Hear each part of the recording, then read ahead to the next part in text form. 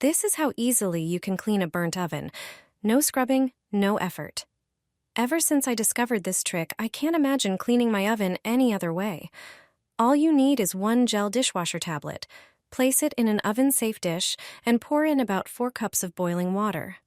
Put the dish in the oven, set the temperature to 200 degrees Fahrenheit, and close the door. Now just wait 1 hour. The steam from the hot water and tablet spreads through the oven, softening burnt-on grease and food.